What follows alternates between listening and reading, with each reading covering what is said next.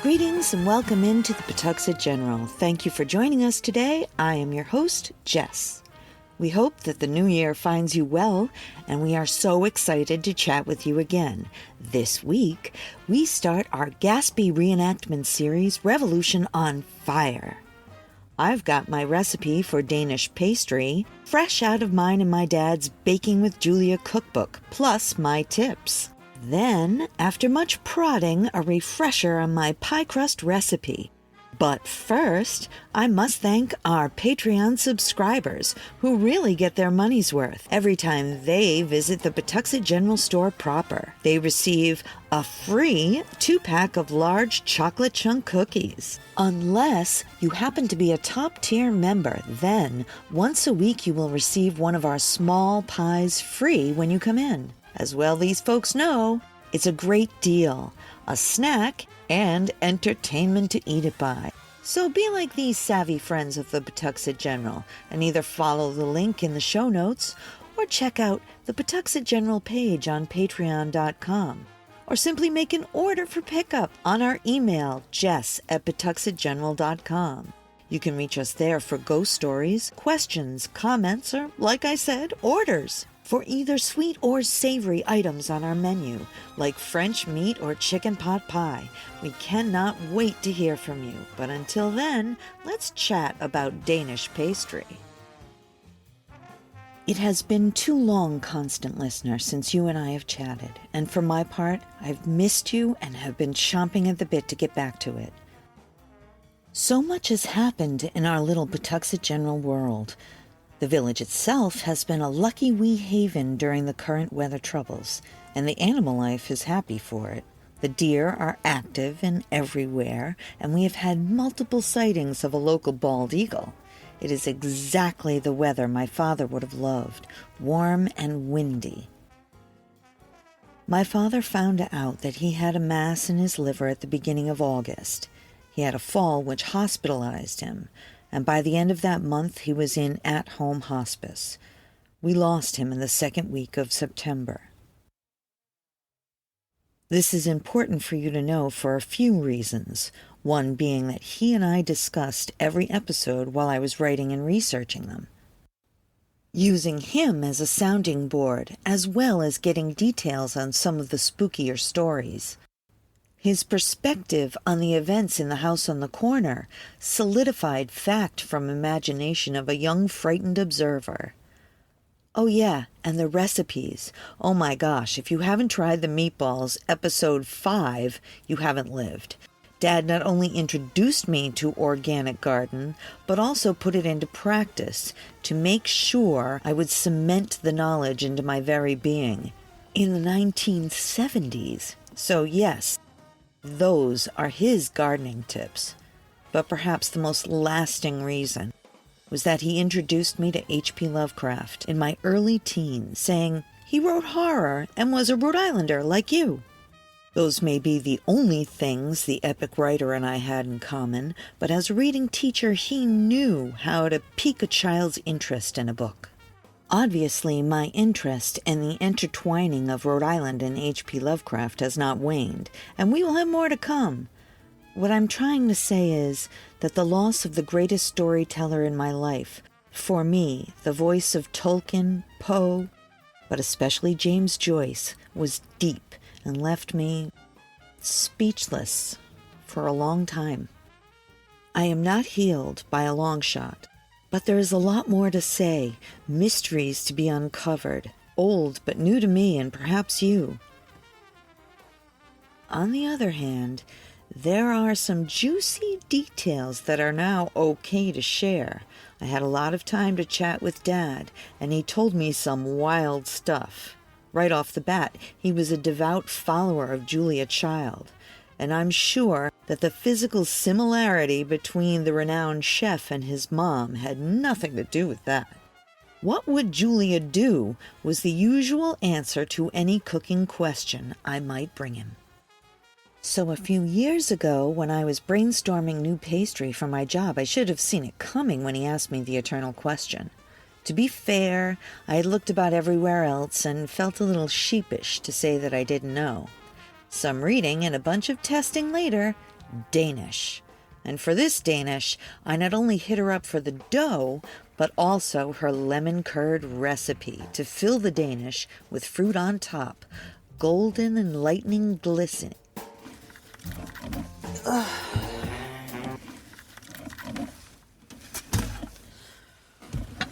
I'm coming. Oi! That's not Jessie, that's...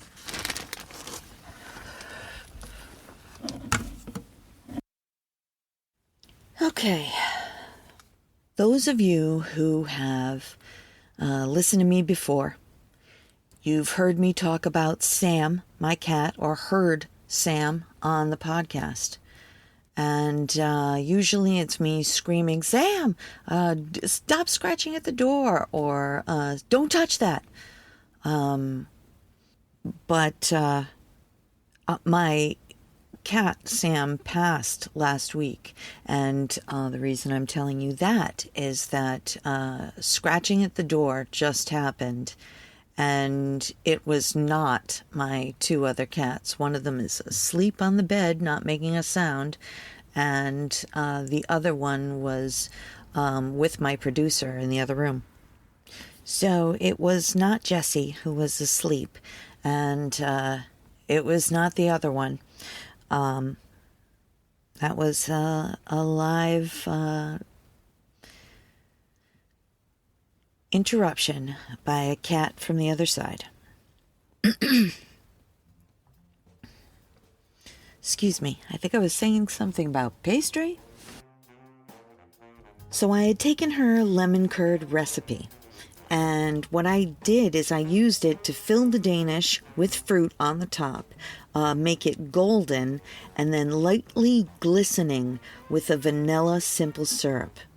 Now you can either make these by the half sheet, or cut them up and share with the whole family, or try my Danish stars for a more singular experience and splash on your coffee table.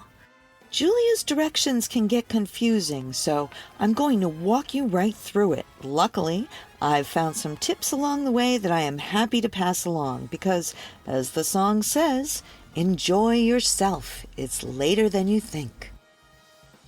Let's begin with the pastry. Right from the start, you should know that this is a multi-day recipe. After the second part, you can freeze your books of pastry for use anytime in the next month. The first part must be 2 days ahead. This dough is yeasted and needs to rise overnight.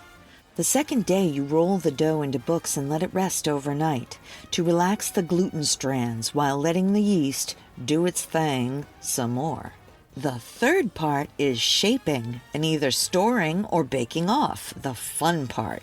You can use this pastry for anything, savory dishes like Wellington or sweet treats like tarts or quiches. It turns out very fancy and you will impress yourself and anyone else that you want. So let's get started. For this recipe, you will need 1/4 cup warm water, 2 1/2 teaspoon of active yeast, 1/2 cup whole milk room temperature, 1 beaten egg also room temperature, 1/4 cup sugar, 1 teaspoon kosher salt, 2 sticks cold unsalted cut into chunks and refrigerated butter, 2 1/2 cups unbleached all-purpose flour. You will also need a food processor and a container that will fit in your fridge that has enough room for your mixture to double in size or more. You do not want this monster to get free in there. I'm telling you, it is like a Lucille Ball meets the Blob from the 1950s. So let's get started. Put your chunks of butter and the flour into the processor. And if you have to do it more than one batch, go ahead and do it that way. Pulse those two until you have small pieces of butter throughout, about the size of half a fingernail. Not too small, because you want them to smush inside the dough when you roll it. Mix together the yeast, sugar, and warm water until it bubbles slightly, only a minute or two. Then add the milk, salt, and beaten egg. Mix those together and then add it to the dry mixture. Hold on. Only roll it over, barely combine it. Then say goodnight to it until the AM or 8 hours later. No judgment, you do you. Then we take it out and roll it into a rough shape of 11 by 13 inch rectangle. Then fold it into thirds with the biggest fold on the left, just like a book, hence the name. I do this 3 times, then wrap it in plastic and let it rest while you dream of Danish. Then on the 3rd day, it's baking off time. I do mine like this, but at this point you can make any shape you fancy. With filling or not, you could simply slice and sprinkle with cinnamon sugar for lovely cinnamon sticks. But we are making Danish. So our next step is rolling our dough out into an 11 by 18 inch rectangle. Starting at the middle, make 2-inch long cuts along the edge of both sides. This should keep a solid strip of dough down the middle to hold the filling. I use lemon curd or sweetened vanilla cream cheese, then top with fresh or frozen fruit that goes with it. I like frozen raspberries on vanilla cream cheese or frozen blueberries on the lemon curd. But the combinations are only confined by your imagination, so free yourself. Turn your oven on to 350 degrees, bake for a half an hour, and mwah! Make Danish your way or try mine. Either way, I know you'll enjoy. When I was still under 10, I spent a lot of time under my grandmother's feet, and when any holiday came, and I do mean any holiday, she would make pie. The recipe she used was simple, and she told me each time. I have never had it written down for me, but I learned it. I've used it for all pies that are cold rolled since. So yes, back in the day, the pies from Little Falls were this recipe. All ordered pies during the winter season and my summer Pawtuxet Village Farmers Market mini pies. What's the secret? Stay cool like Fonzie. Don't get stressed out, overmix, overthink, or overroll. Cold, just like your butter. That's it. It's way easier than you thought. I was taught this recipe for one crust. Frankly, Grammy grew up in the Depression, and she was always trying to stretch a buck as far as she could.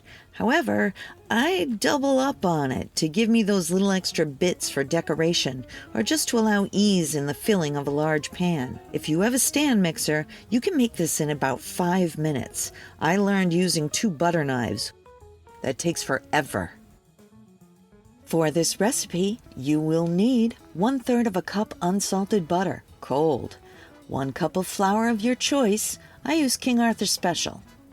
4 to 8 tablespoons very cold water. That's it, 3 things. The order is everything. I put the very cold butter into the mixer and beat a little bit to soften it without bringing up the temperature. Then add your flour and gently beat it with the paddle attachment until there are small thumbnail-sized pieces of butter going throughout. Then stop. This is when I take a minute or so to make sure the water is cold. I usually chill my glass liquid measuring cup, then fill it with cold water as cold as you can stand. Perhaps float a couple of ice cubes in there. That way, if you need 5 or 7 tablespoons, you are squared away. Next, start with the 4 tablespoons of water gently mixing in, 4 turns maybe, then peek down the bottom of the bowl. If there are crumbs down there, add a tiny bit more water. 7 turns after adding the first water, max. Any more and it'll be too stiff. Then wrap it up in plastic wrap and refrigerate overnight or up to 5 days for best work. The more you work this dough, the tougher it gets. So try to only roll it out once into your shape. This can even be frozen after shaping for quick middle-of-the-week dinners. If you have a long cooking filling like meat or quiche or frozen fruits, feel free to use this crust raw. But the best part is that the leftover cuts I roll one more time into rectangles, then put leftover sweet pie filling on half and fold them over for homemade pastry tarts. The folks go crazy for them, and I suggest you throw them at the hungry horde while your pies cool. And enjoy. I want to tell you about my friend Mike and his electromagnetic pinball museum and restoration arcade. It's an all-inclusive place to relax and share anything related to modern pinball and arcade games. A group of pinball and arcade fans with an addiction to games of all kinds and Lego too. $10 gets you free play on pinball and arcade games all day. You can find them at 881 Main Street, Pawtucket, Rhode Island, or online at www.electromagneticpinballmuseum.com.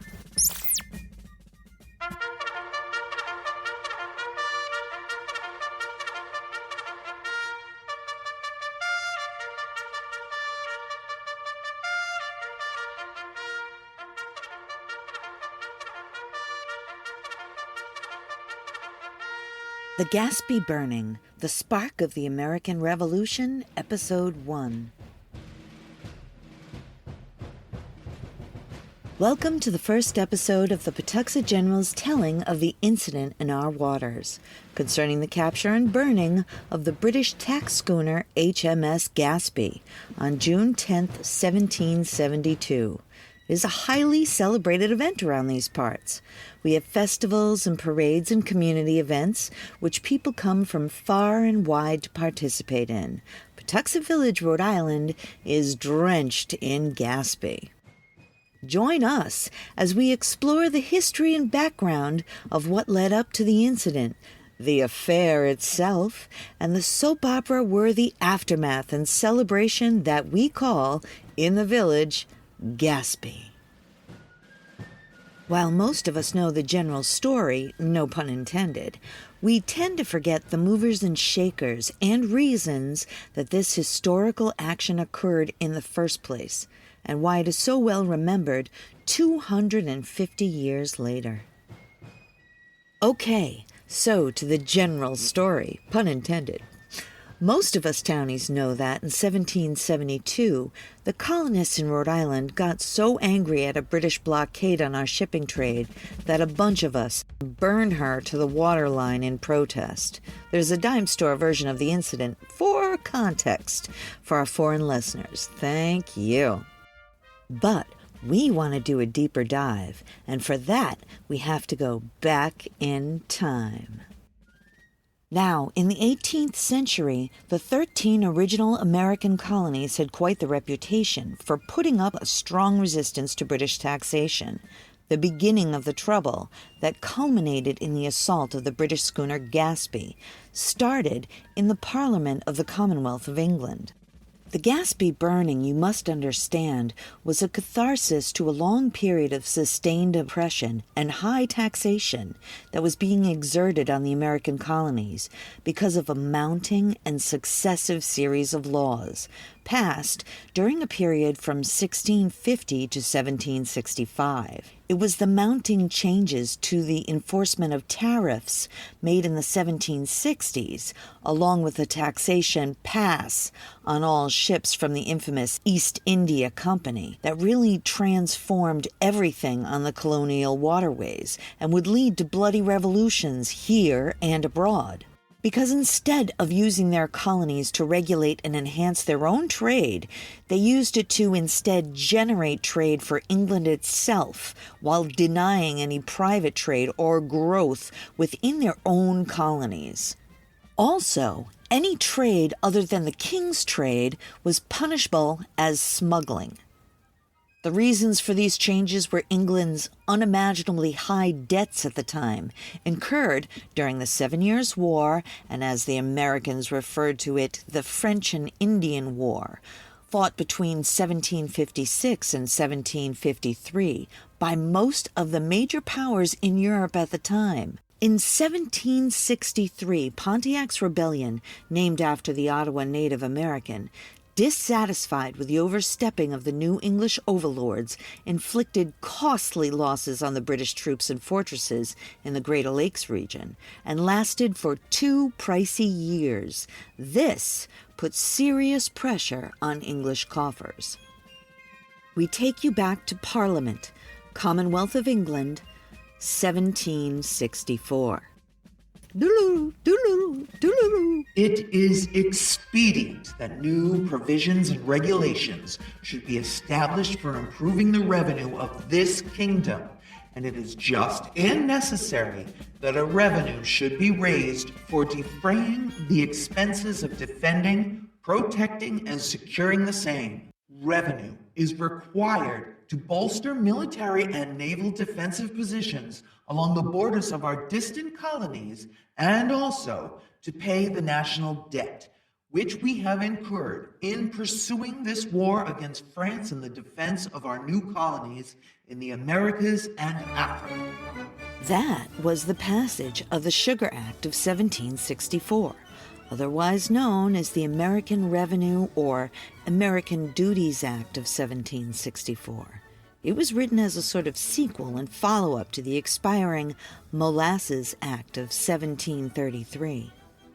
But the passage of the Molasses Act and the Sugar Act were just some of the pieces of the legislative puzzle that pushed the American colony into a bloody and decisive war for their independence. We also need to consider the Stamp Act, otherwise known as the Duties in American Colonies Act of 1765. This was a tax on any printed material, any magazine, flyer, book, pamphlet, or playing card had to have His Majesty's royal seal affixed to it, or it was illegal to own. This stamp could only be purchased in English money and not in colonial money. This act was wildly unpopular with just about everyone alive. It would be swiftly repealed in 1766. But by then, the colonists and the natives were already getting tired of being squeezed, and it was in protest to this Stamp Act that the American colonists began the historical quotation, "No taxation without representation." And in May of 1764, future President Samuel Adams drafted a report on the Sugar Act for the Massachusetts Assembly. For if our trade may be taxed, why not our lands? Why not the produce of our lands and everything we possess or make use of? This we apprehend annihilates our charter right to govern and tax ourselves. It strikes our British privileges, which, as we have never forfeited them, we hold in common with our fellow subjects who are natives of Britain. If taxes are laid upon us in any shape without our having a legal representation where they are laid, are we not reduced from the character of free subjects to the miserable state of tributary slaves? I know all this law stuff is probably getting really boring.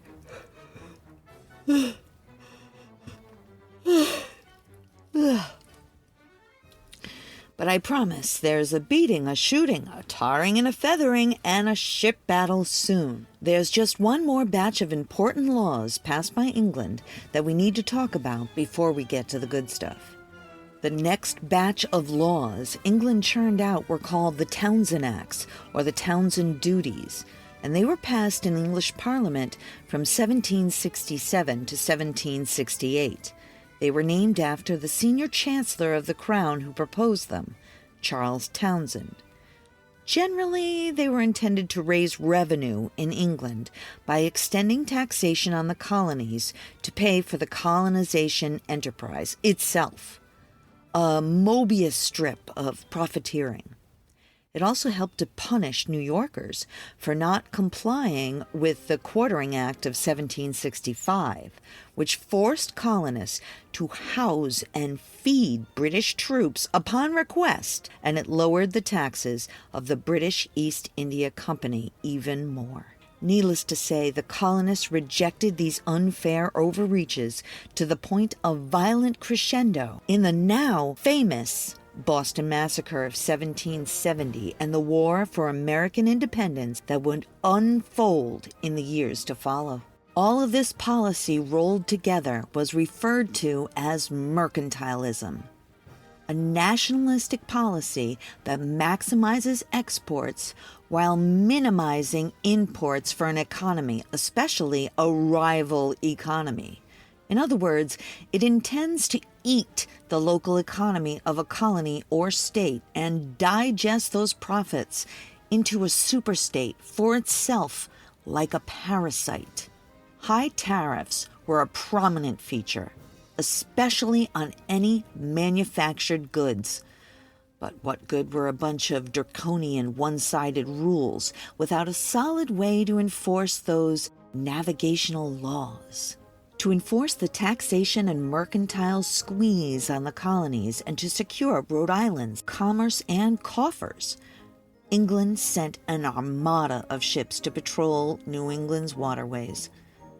And in the mid-1760s, Admiral John Montagu sent the following naval vessels to Rhode Island waters: the HMS St. John, an 8-gun schooner; the HMS Squirrel, a frigate with her 20 massive guns; the HMS Halifax, a schooner out of Nova Scotia; the HMS St. Lawrence; the HMS Shalfer, HMS Magdalene, HMS Liberty, whom we will speak of in a moment, and the infamous flagship HMS Gaspee, whom you probably already know.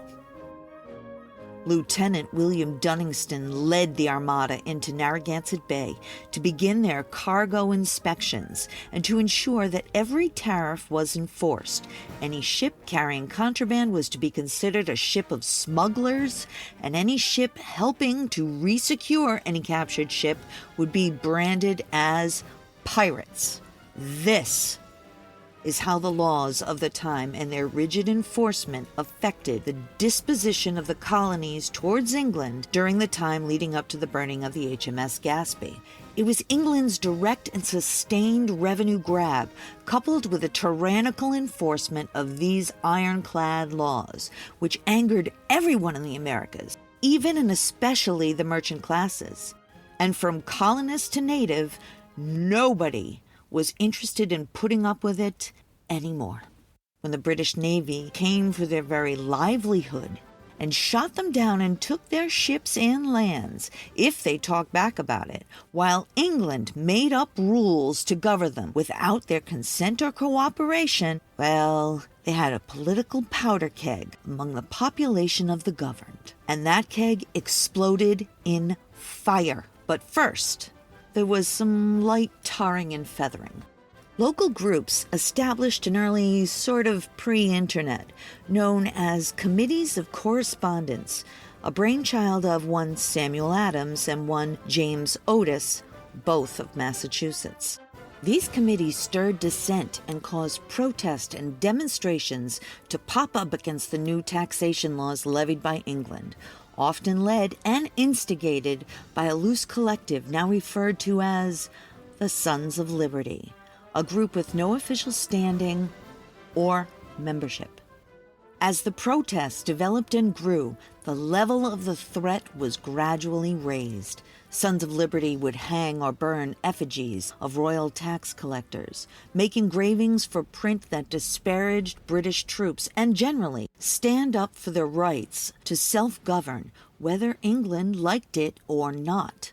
Tarring and feathering, a type of vigilante justice dating back to Richard I in 1189, began to see a resurgence in response to the Sugar, Stamp, and Townshend Acts. In 1765, in the colony of Virginia, Archibald McCall, a wealthy loyalist, was targeted by a mob for enforcing the Stamp Act and had his home stormed and was captured and dipped into hot tree tar, then rolled in feathers. In 1766, Captain J. William Smith, suspected of informing on the English Navy about smuggling activities, was daubed all over with tar, covered then in feathers, and dumped in the Norfolk harbor to bob until rescued. In 1768, in Salem, Massachusetts, the mob, angry with the Stamp and Sugar Acts, attacked, tarred, and feathered all of their customs workers. In revolt, in 1769, in Boston, a customs sailor was abducted and assaulted in the same ridiculous way. These types of humiliating assaults continued for years, even after we burned the Gaspee. The most notorious of them being against one man, Customs Commissioner John Malcolm, who was first assaulted in Portsmouth, New Hampshire in 1773, just a few months after the Gaspee burning.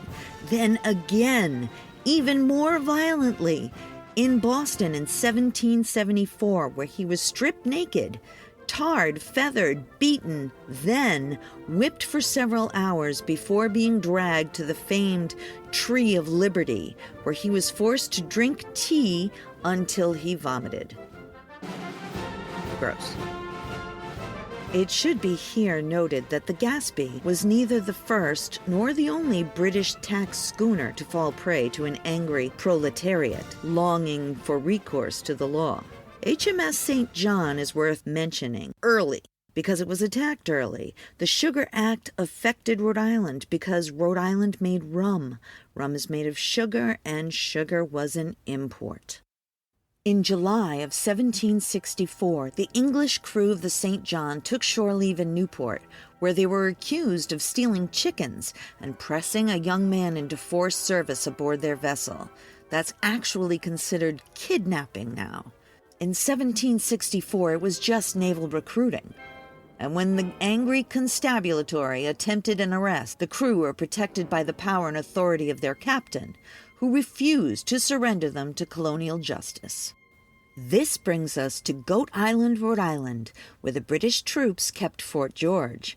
Daniel Vaughan and a large group of citizens with colonial authority seized the guns at Fort George and opened fire on the St. John, nearly sinking her before she fled to the open sea. The 20 guns of the HMS Squirrel came to bear on the fort, but the colonists had already made their point and fled, short of capturing the ship or reclaiming the citizens or their chickens, leaving the Squirrel to fire on the empty English fort. Now let's talk Liberty. The HMS Liberty had an interesting history behind her. Liberty was originally a sloop belonging to one John Hancock. Yes, that John Hancock. Reportedly, on May 9th, 1768, the sloop had come into port with a far smaller supply than the ship was capable of carrying. This gave way to concerns of smuggling. About a month later, a British customs worker claimed that Hancock had tried to bribe him, and when he refused the bribe, was locked in the captain's cabin while the wine was unloaded duty-free. And on the 10th of June in 1768, the HMS Liberty was confiscated by England and sailed off to Romney to be refitted to patrol Rhode Island's waters with Dunningston. It caused a literal riot amongst the colonists when they were unable to block the sailors who were taking the vessel.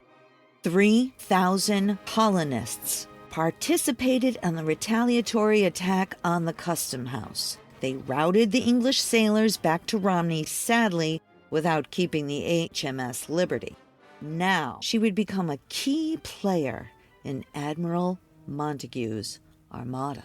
Liberty was being captained by William Reed on June 9th, 1769, when it stopped New London Captain Joseph Packard, seizing 2 of his ships, which were docked in Newport, Rhode Island, for carrying contraband. This brings us back to the strategic north side of Goat Island, where Captain Packard, with the help of locals of Newport, was able to board the ship, confront the captain, and burn the ship to the waterline.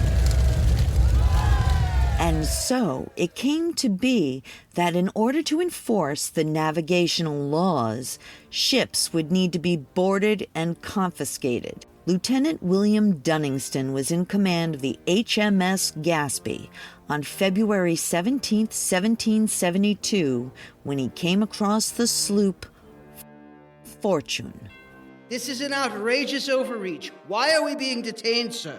You are being detained, sir, because I have the authority to detain you while we search your vessel for contraband. Pray, I do not find any. All our shipment's duties are paid in full.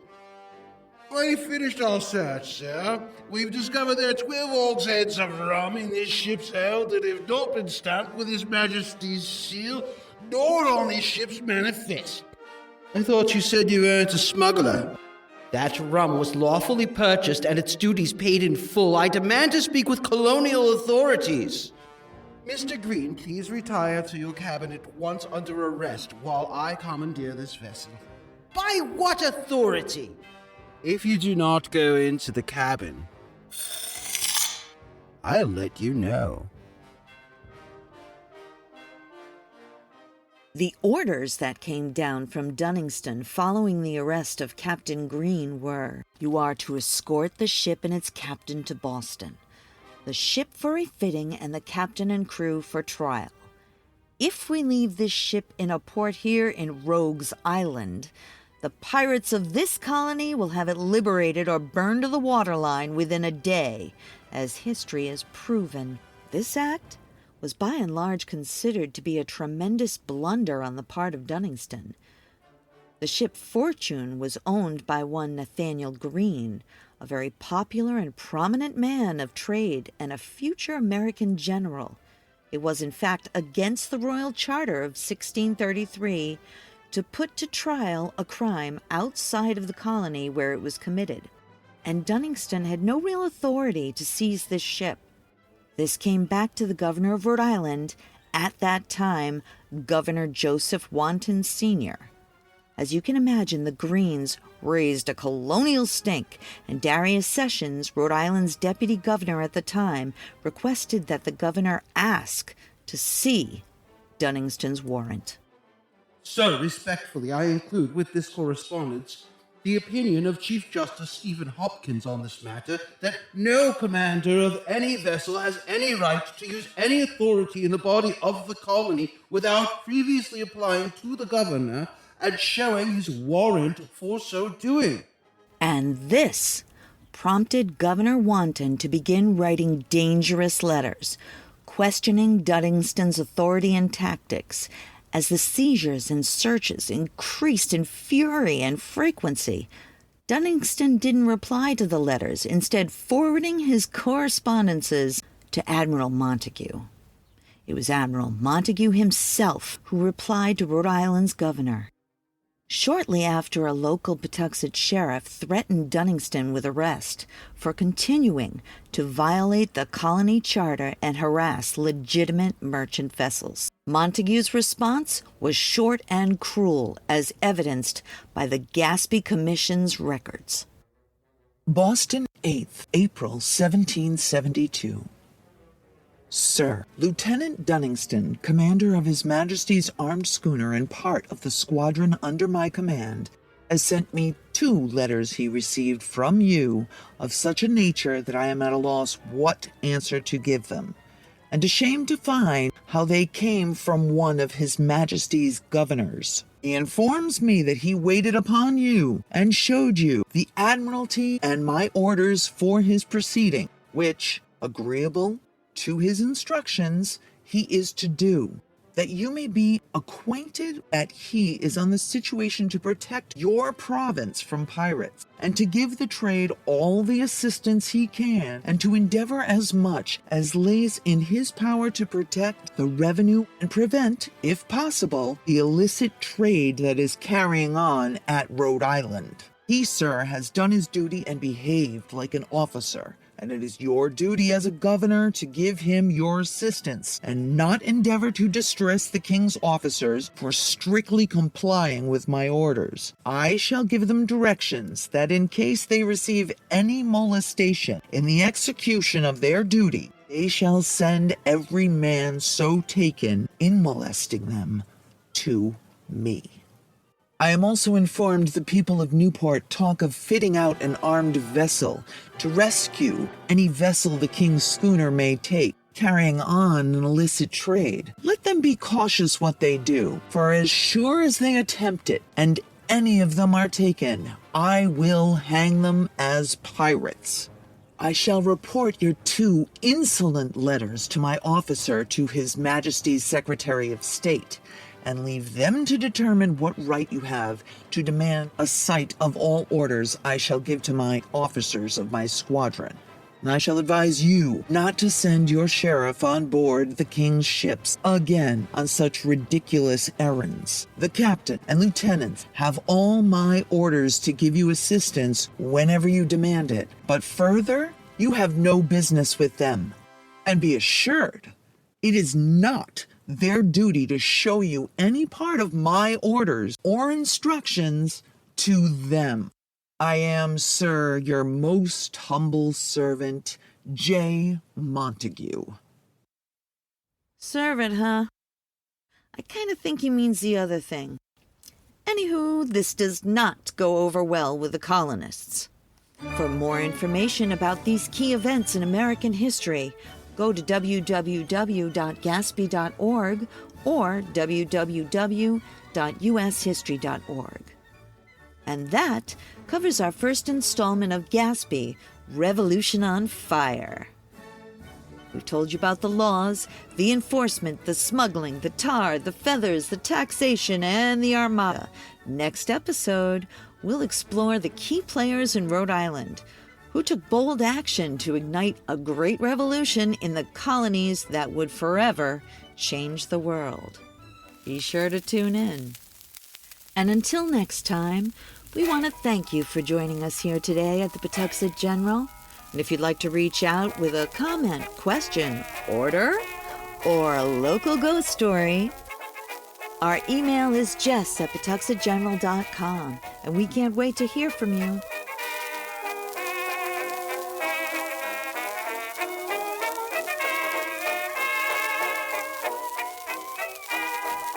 A Something for Posterity production, pre-recorded in Pawtuxet.